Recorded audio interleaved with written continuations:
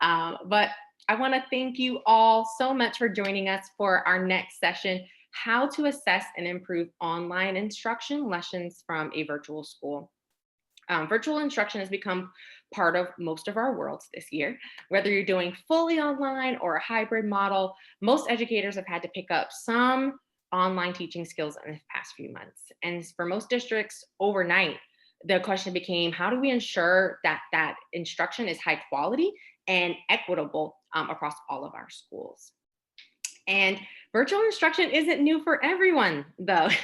We have some experts joining us today that have been doing this for a while and really led the charge as face-to-face districts really made this transition. And so we've had our friends from Quality Matters, the Virtual Learning Leadership Alliance, and Virtual Virginia joining us today. And they're going to discuss the learnings they've had as leaders implementing a set of standards for quality online teaching.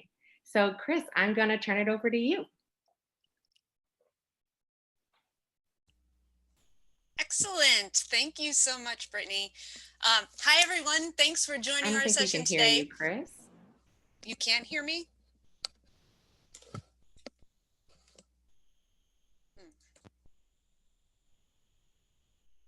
Oh, they can hear you. Great. You're good to go. Okay. All right. So, well, thanks for joining our session today. So my name is Christine Voker. I am the K-12 Program Director for the nonprofit organization Quality Matters, or QM. And QM works with schools and districts to provide them with quality assurance tools and processes. We also certify online and blended courses through a rigorous course review, and you may have seen our little certification marks.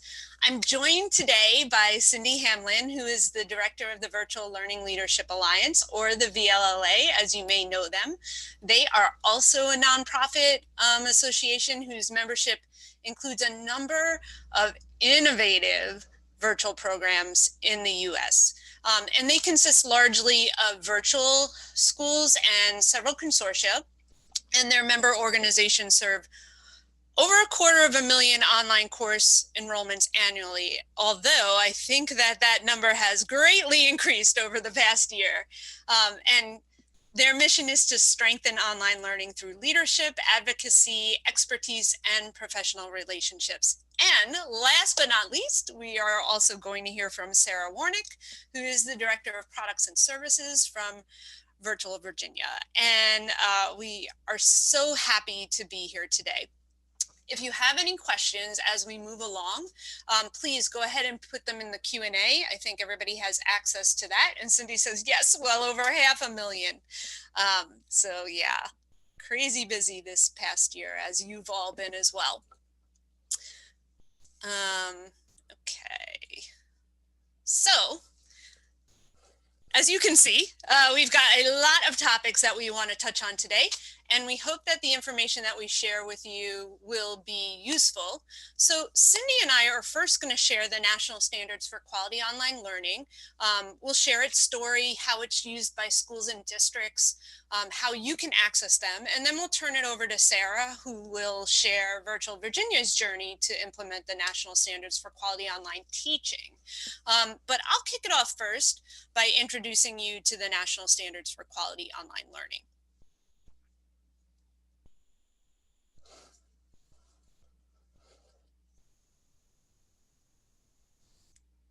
Did we go to the next slide? Oh, yeah.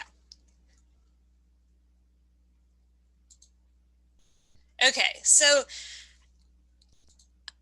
you may be familiar with the National Standards for Quality Online Courses, Programs, and Teaching, as they were released by INACOL, the International Association for Online Learning. These standards were used extensively by schools and districts and organizations who are looking for guidance on starting up online programs.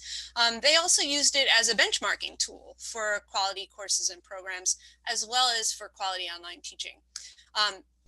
And as you can see on your screen, these were last revised and released, the online courses in 2011, and then the online teaching in 2011, and the online programs were last released in 2009.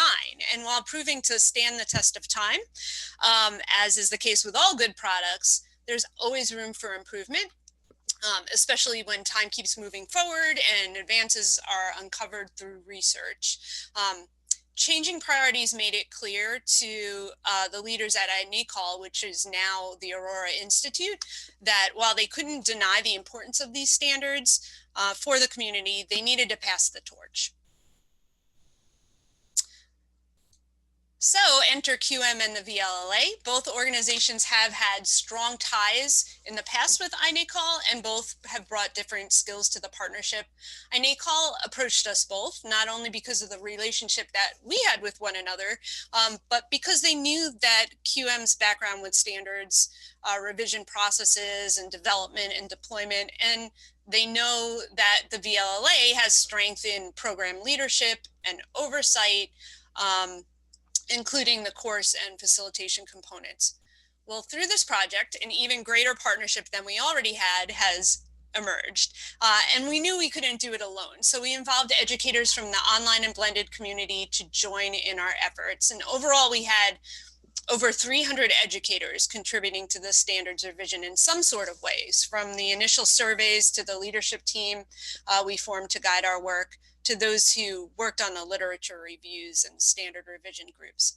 Together with our leadership team, we developed guidelines, which, can you go back one slide? Sorry. Oh, no. Forward. All right.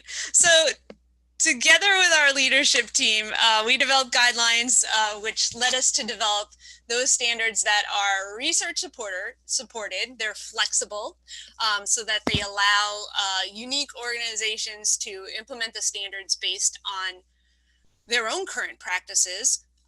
They're revised and updated on a set schedule by research and practitioners in the field of online learning. And the revision cycle is always planned, and we keep the indicators fresh and current. And recommendations for use and development, evaluation, and continuous improvement of online programs, online teaching, and online courses. All right, so the culmination of all of this hard work, which I kind of really consolidated into one little 2-minute spiel there, the culmination of all of that hard work are the standard sets that you see here. The National Standards for Quality Online Teaching, Programs, and Courses. And you can explore all 3 of those sets on our website. So today, though, and that website is nsqol.org. I probably should put it in the chat when I'm finished. Today, though, we're going to focus on the teaching standards. So this set of standards was released in April of 2019.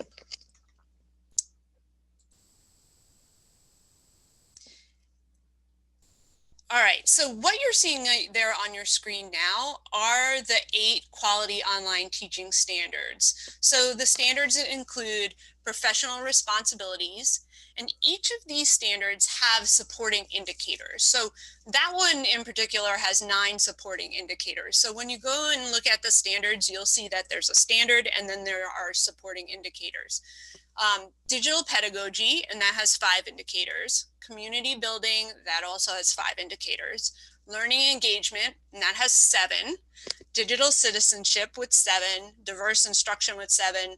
Assessment and measurement, and that has 8 indicators. Now, there's also another standard in there that you can see at the end. That is instructional design, and that has 6 indicators. But when we, when our groups developed this, revise the standards, that one is considered optional because, as many of you know here,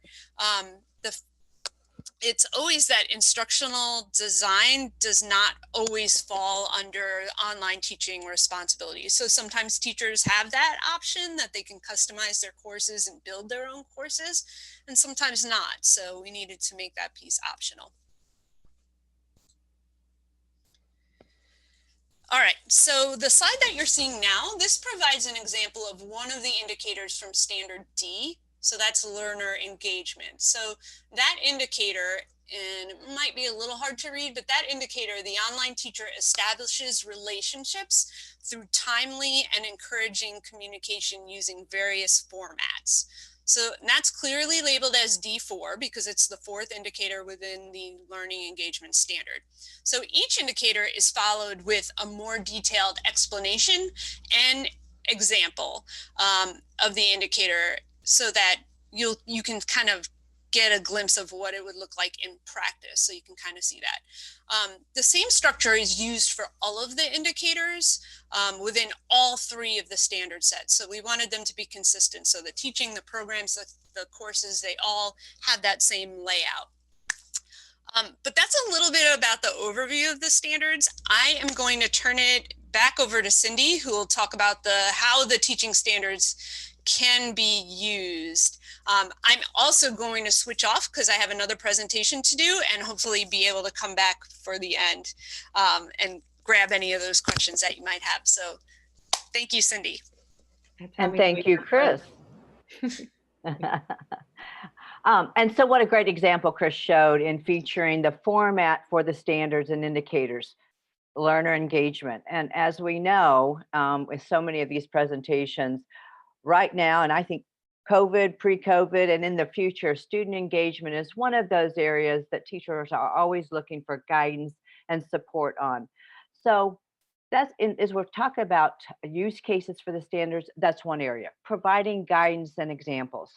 And this is true for not only that online teacher that has a course developed, designed to teach virtually, but for many of those in the field right now that have been pushed into remote learning, have their content developed digitally or provided digitally, but the students and teachers are meeting at the same time synchronously. These standards still give great example. The student engagement is just one of them. On this slide, you'll see some of the other concerns we're hearing from the field right now: communication, safety, etiquette, accessibility, and support for diverse learners. So I just wanted to show you this slide and the crosswalk when you have a chance to look at the standards of where you can find a connection of guidance in those key areas. So in addition to guidance, another use case is allowing teachers to reflect on their practice, looking at the indicators and having an opportunity to make adjustments or even use that as professional learning opportunities to improve practice. I'm excited today to be able to share this new professional learning portal. We just released this in October, but this is a free resource for any teacher. You might want to jot this down and we'll have it at the end too. I've got the URL on the screen. But this is a portal that has professional learning resources, just-in-time resources, as well as more extended professional learning courses, all aligned with the national standards for quality online teaching. So as a teacher, you can come in, assess yourself with a self-reflection assessment about your skills and knowledge in each area, and then it unpacks and provides you guidance in some learning opportunities you might want to consider. So those are just two use cases, guidance as well as reflection, many other ways that the standards can be utilized. Don't want to leave and turn it over to Sarah until I talk about where you can access the standards, nsq.org, nsqol.org.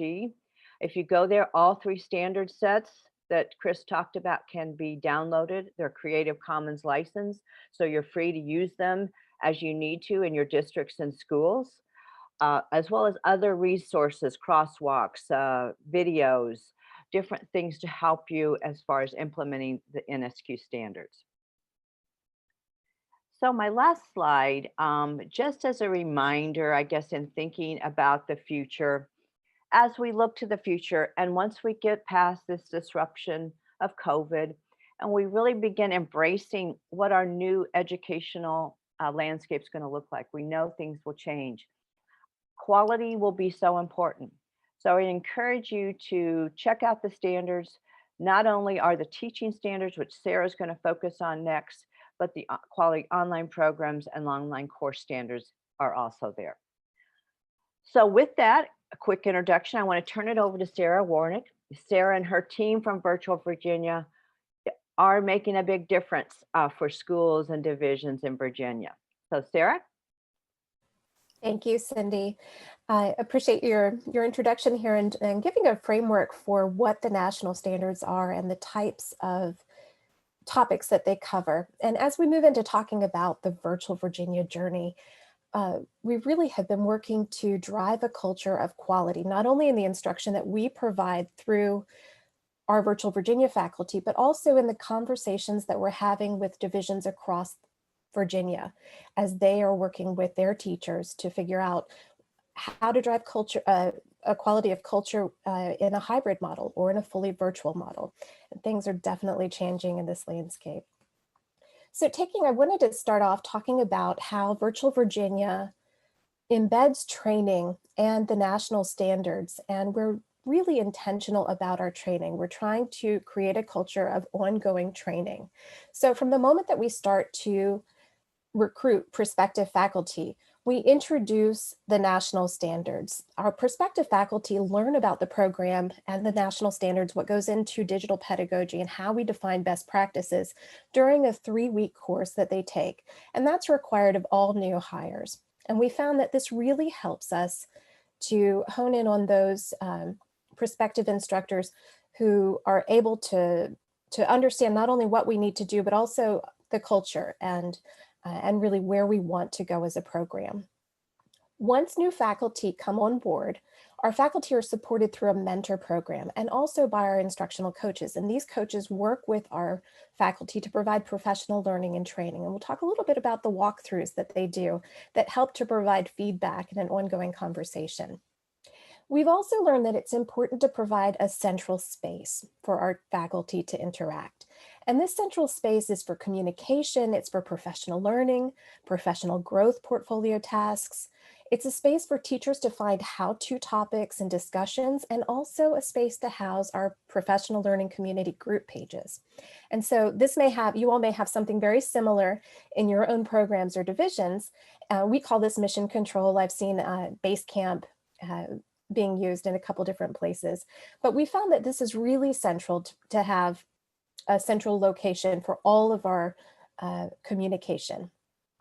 The final piece is that we provide training on specific moments throughout the year on dedicated virtual EdCamp days at the very beginning of the new academic year, and additional training during our faculty meetings and on specific professional learning work days. So we try to be very intentional about how we work in our training and support the national standards.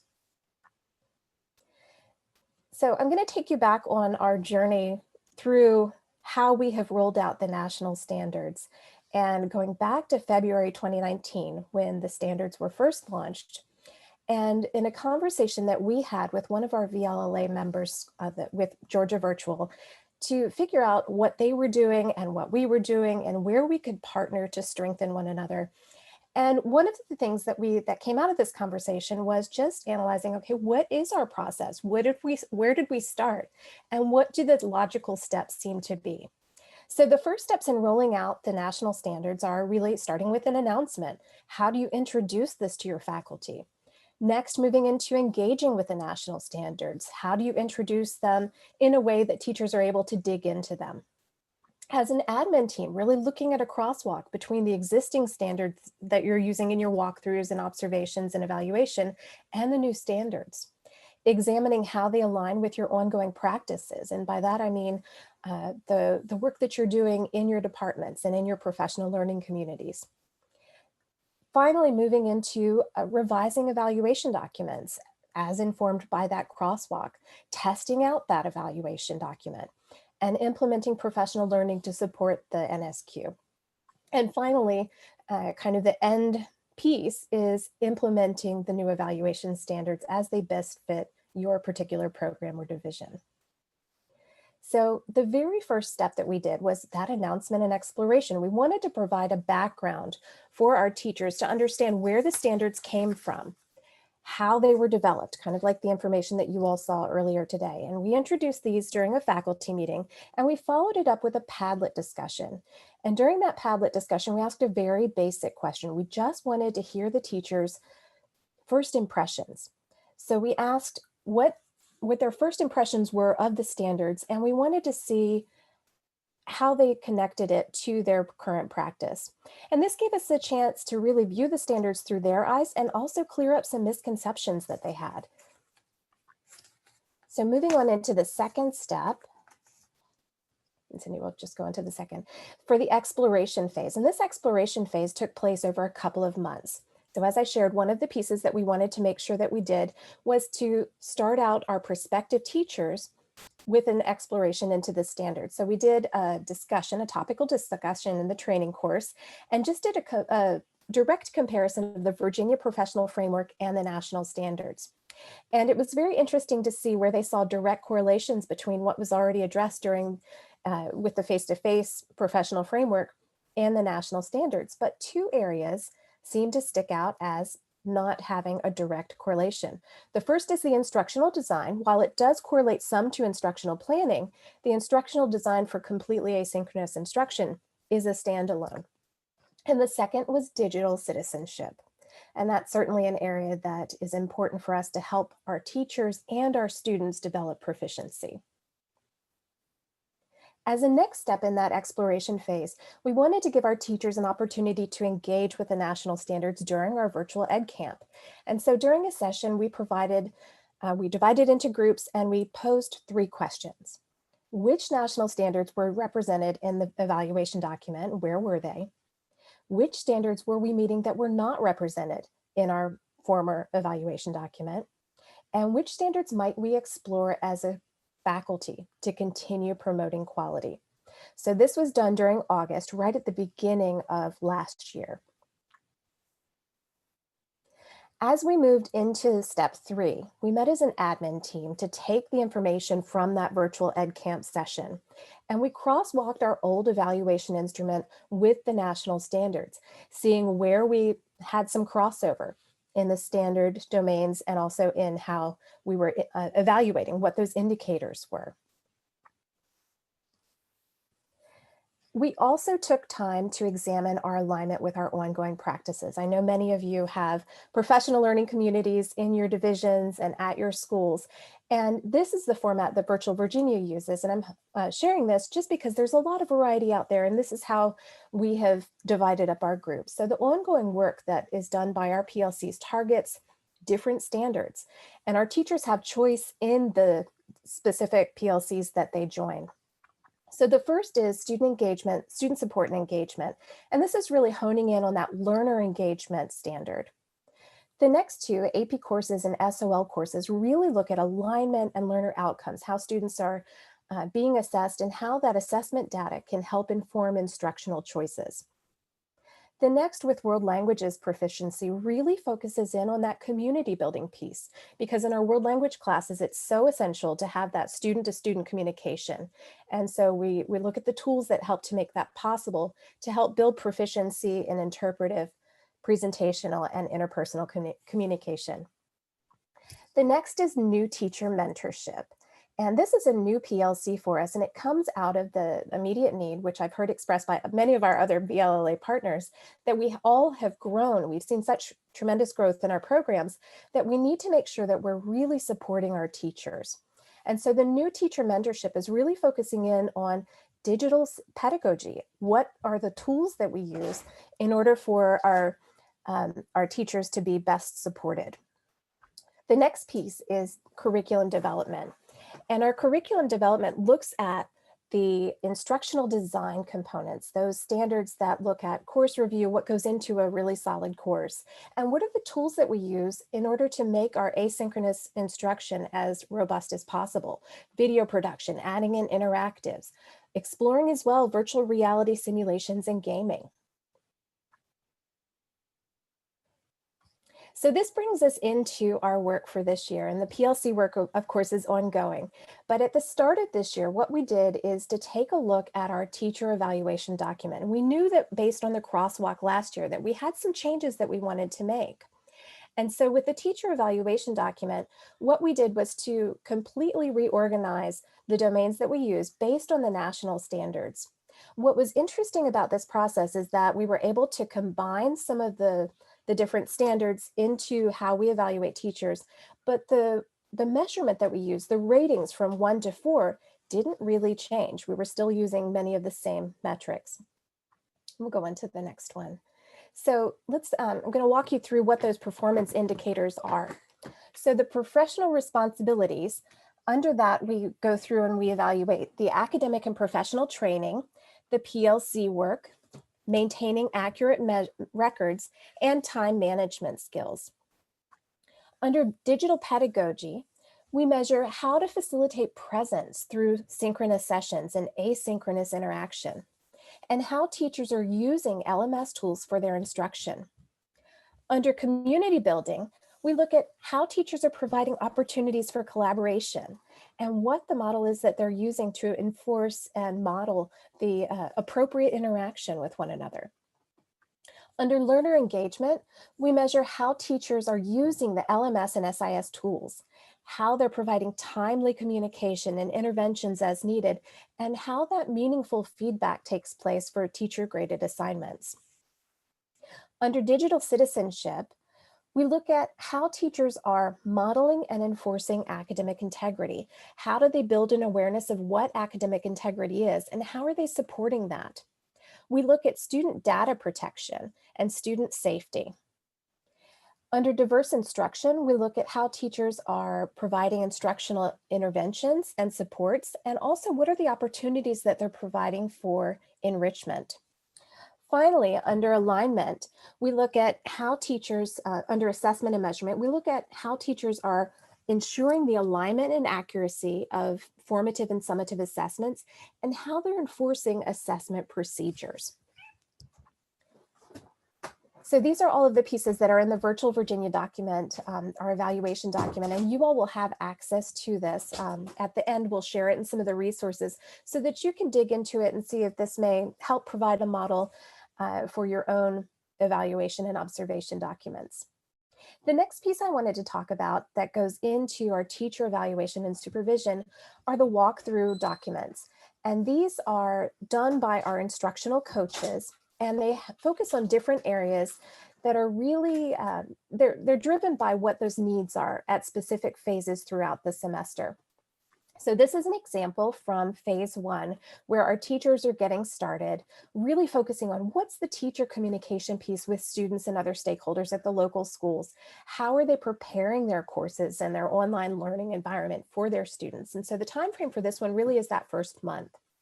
And we look to make sure that these are aligned with the standards, because we're consciously trying as an admin team to help build awareness of how are these everyday things that we do supporting the national standards? How are we achieving the best practices and making growth towards those best practices? So under area 1 for communication, sorry, Cindy, can you go back one? We have looking at synchronous instruction, making sure that we're posting information in a way that students can easily find it to attend live sessions, communicating through regular, sending out emails and communications through our tools, through our student information system, so that students are aware of what's due each week, and they can, that information is posted clearly and emailed. Looking at contact information, that it's posted in right on the homepage and easy to find for students, and also communicating through video, posting a welcome video for students to help them navigate the courses. Next, we take a look at instructional preparation. Is the course calendar fully set up? Is the course pacing guide accessible for students? And the assessment preparation. Is the gradebook set up as it needs to be?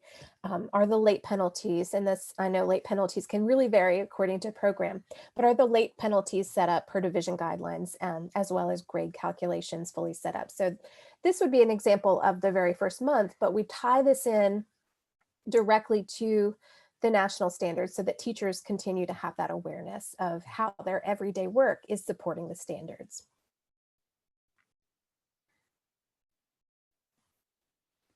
So in our monthly professional development, this is one of the pieces that we are continuing to work on to support faculty needs and also to be responsive to the needs that are presented from the instructional coaches as they do those walkthroughs.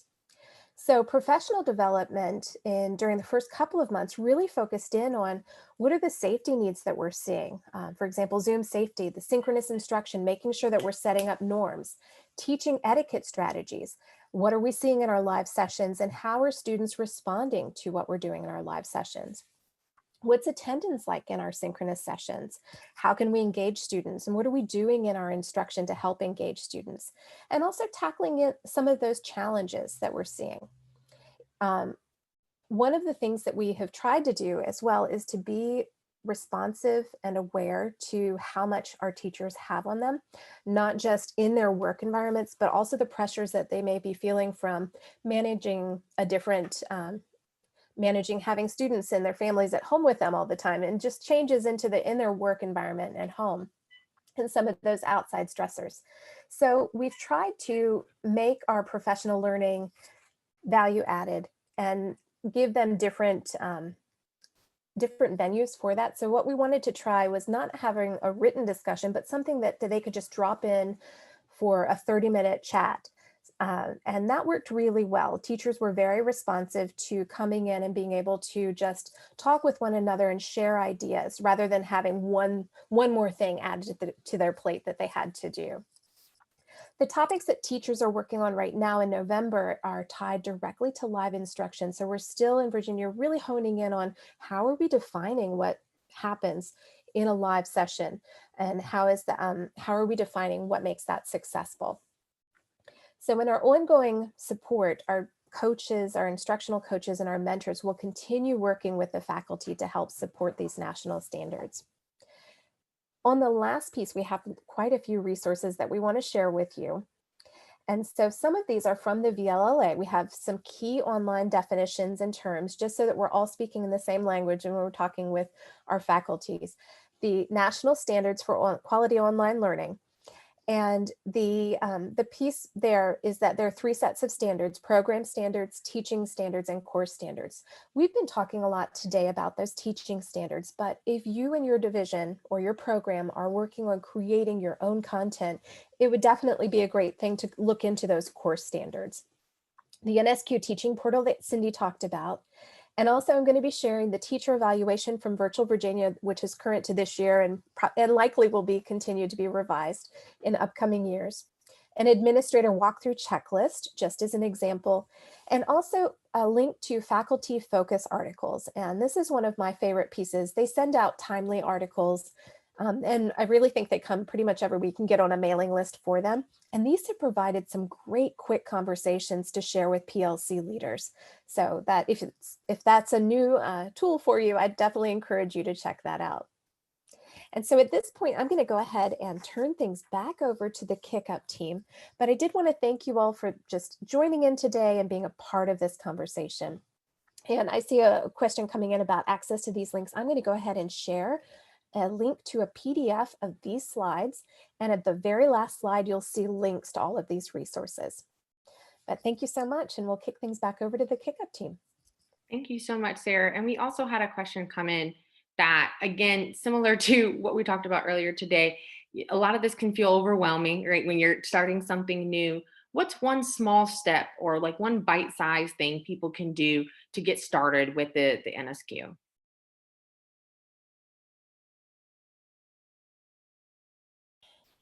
Cindy, do you want to jump on that, or I can? Go ahead, Sarah. Okay.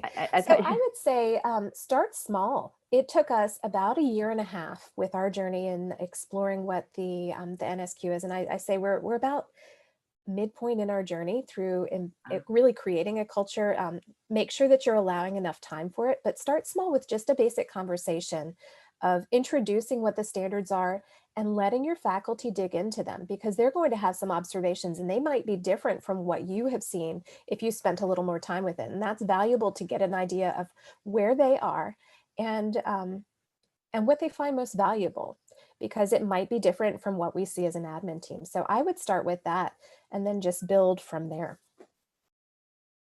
Absolutely. And we had another question come in that said, how did educators respond to this when you first launched it? What kind of feedback did you get from teachers? That's a really good question because I think at first they didn't feel it really connected to their daily practice. Oh, And I think they were thinking, when you look at standards and they might seem, and you haven't really dug into them and made those connections to what we do every day, uh, they might just seem secondary, even mm, though it is, we look at them and we can see the direct correlation to the practice. And so I will say that it took quite a few months of just helping to provide information about what they were, how they could be, how the language is interpreted, how they're practical, how mm, they tie and connect to sending out emails, posting information in a clear manner, all of those daily tasks that we do as online instructors.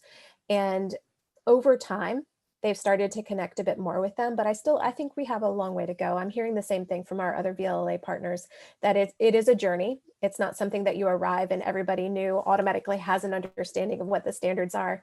And right. especially as we continue to grow, bringing in new instructors that might come just from a face-to-face experience, they're going to need to continue and to jump into that journey from a different point.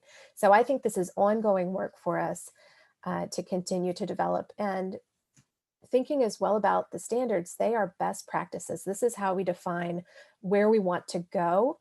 And that's a journey that as instructors, we will continue working on, because we're going to be approaching this with different perspectives and different needs.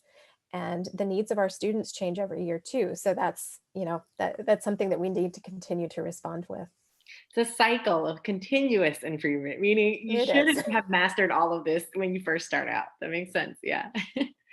And Um, it's interesting. I'm go sorry, ahead. Brittany. I was going to say it's interesting how this has evolved with COVID too. When these were released in 2019, it was really targeted at the typical online teacher that has a virtual course that's mainly asynchronous. But we have seen connections, we tried to share, with those that are also remote and are doing more synchronous. So Yeah. as Sarah said, they are best practices that can connect to both.